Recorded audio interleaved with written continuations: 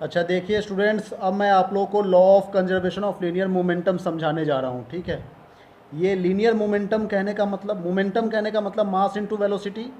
ठीक है ना, मोमेंटम मतलब motion of a body. Body में अपना मास भी होगा, उसमें मोशन भी होगा। ठीक है ना, तो मोमेंटम कहने का मतलब जैसे ये पेंसिल है, इसमें अपना कुछ मास है और ये मूव कर रही है, तो इसकी मोमेंटम हो गई है। ठीक है, लीनियर मोमेंटम मतलब स्ट्रेट लाइन में मूव कर रही है। एंगुलर मोमेंटम मतलब एंगल में मूव कर रही है, सर्किल में मूव कर रही है। बात समझ में आ रही है? ये एंगुलर मोमेंटम है, ये एंगुलर मोमेंटम है। ठीक है, और ये लीनियर मोमेंटम है। तो लीनियर मोमेंटम कहने का मतलब स्ट्रेट लाइन में कोई भी बॉडी मूव कर रही है जिसमें मास है और वो एक वेलोसिटी से मूव कर रही है। ठीक है ना, अब ये लीनियर मोमेंटम जो है वो कंजर्व्ड होते हैं। कंजर्व मतलब कांस्टेंट होते हैं। ठीक है ना, तो इसमें देखो दो पॉइंट है, दोनों पॉइंट को समझेंगे हम लोग। फर्स्ट पॉइंट क्या कह रहा है कि in the absence of any external force vector sum of linear momentum of A system of A particle remains constant. कहने का मतलब ये है कि जब कोई एक्सटर्नल फोर्स एब्सेंट रहता है, ठीक है ना, मतलब बॉडी के ऊपर कोई बाहर से कोई फोर्स नहीं एक्ट हो रहा है, तो उस समय उस सिस्टम ऑफ पार्टिकल्स पर जितने भी लीनियर मोमेंटम हो रहे हैं सबका समेशन कर दे, वेक्टर समेशन कर दे, तो वो ऑलवेज कांस्टेंट होता है। ठीक है, ये बात को समझ में आ रही है? जैसे मान लो दो बॉडी है, दोनों बॉडी, इसकी मास है m1 और इसकी वेलोसिटी है v1, इसकी मास है m2 और इसकी वेलोसिटी है v2, तो इसकी मोमेंटम क्या हो गया? m1 v1, इसकी मोमेंटम हो गया m2 v2, दोनों आपस में कोलाइड हो गया। ऐसा करो, ये इसके ऊपर फोर्स लगा दिया, ये इसके ऊपर फोर्स लगा दिया, दोनों आपस में टकरा गया। ठीक है, दो बॉल है, दोनों आपस में टकरा गया, तो टकरा गया तो ये पहले वाली बॉल की मोमेंटम है, ये दूसरे वाली बॉल की मोमेंटम है, ये तीसरे वाली बॉल की। मान लो बहुत सारे बॉल है, ठीक है, जितने भी पार्टिकल्स है, तो सबका यदि हम लोग लीनियर मोमेंटम कर दे, मोमेंटम क्या है? वेक्टर क्वांटिटी हो। देखो वेक्टर, इसको हम लोग पी से रिप्रेजेंट करते हैं, तो P vector equal to m1 v1, मतलब सबका मोमेंटम का समेशन यदि कर दे तो वो इक्वल टू कांस्टेंट हो रहा है। ये बात कुछ समझ में आ रही है? तो यहाँ पर पी वेक्टर क्या है? ये एक मोमेंटम है।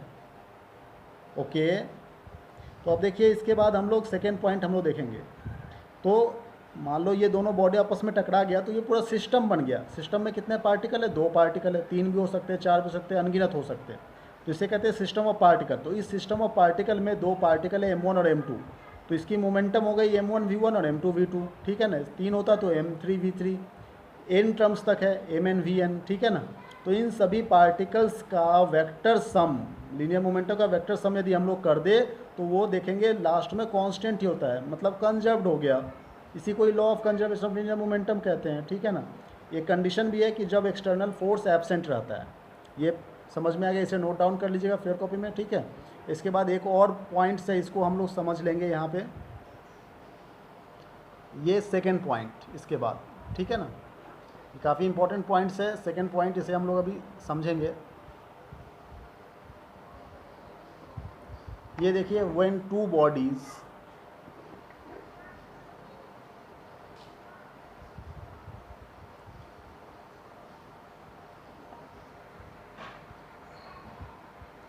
व्हेन टू बॉडीज कोलाइड्स, जब दो बॉडी आपस में कोलाइड होते हैं, ठीक है, तो total momentum before collision equal to total momentum after collision.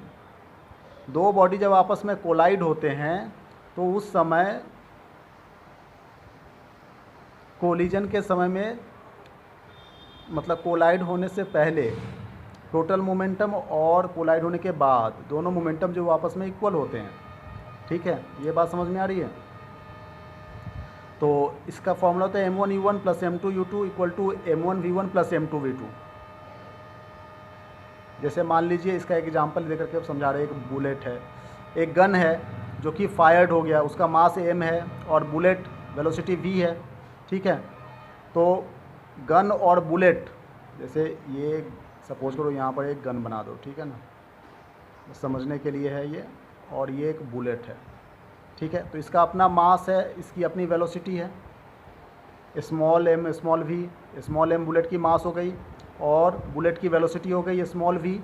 ये बंदूक है, बंदूक का मास हो गया कैपिटल M, और जब ये फायर होता है ना बेटे, तो ये बंदूक पीछे की तरफ को झटका देती है, तो इसकी वेलोसिटी है कैपिटल V। ठीक है, ये बुलेट आगे की तरफ को जा रहा है, ये बंदूक पीछे की तरफ को जा रही है, इस तरह से होता है।